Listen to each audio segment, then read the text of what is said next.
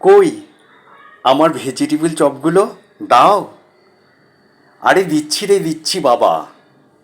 আগে গাইসদের রেসিপিটা বলে দিই কী করে করেছি।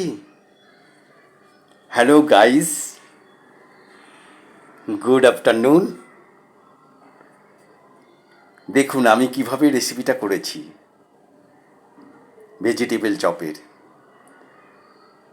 প্রথমে বিট, গাজর, ধনেপাতা, নারকোল,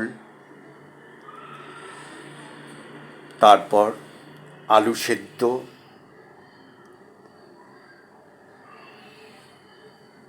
দিয়ে ভালো করে নুন একটু হলুদ দিয়ে ভালো করে মেখে নিয়েছি। হ্যাঁ, সেদ্ধ করা আলু কিন্তু। আর যে সবজিগুলো দিয়েছি বিট, গাজর, ধনেপাতা এসব আর নারকোল কুচি, এগুলো ভালো করে আগে একটা তরকারির মতন করে নিচ্ছি, শুকনো তরকারি। হ্যাঁ, তারপর সেটা ভালো করে মেখে নিয়ে, ভালোবাসার হাত দিয়ে মেখে নিয়ে তারপরে ভেজিটেবিল চপের আকারে করেছি। করার পরে তারপরে বিস্কুটের গুঁড়ো, টোস্ট বিস্কুটের গুঁড়ো হলে তো খুবই ভালো হয়, আমি টোস্ট বিস্কুটের গুঁড়োই দিয়েছি। টোস্ট বিস্কুটের গুঁড়োগুলো লাগিয়ে ভালোভাবে হাত দিয়ে লাগিয়ে নিয়েছি। নেওয়ার পরে কর্নফ্লাওয়ার গুলেছি। বেশি কিন্তু ঘন করে কর্নফ্লাওয়ার গুলবেন না, একটু হালকা করে কর্নফ্লাওয়ার গুলবেন।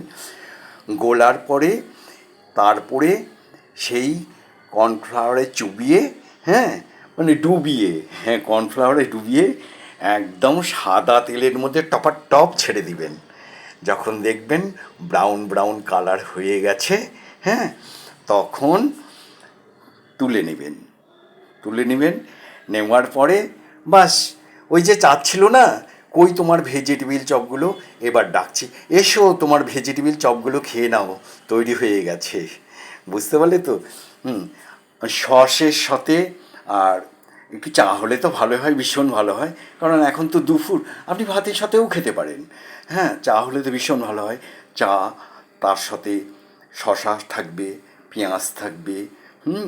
এই সেই ভেজিটেবল চপগুলো খেতে পারেন। হ্যাঁ, হ্যালো গাইস, কেমন হয়েছে আমার রেসিপিটা অবশ্যই বলবেন, আর লাইক শেয়ার করতে ভুলবেন না কিন্তু। টাটা।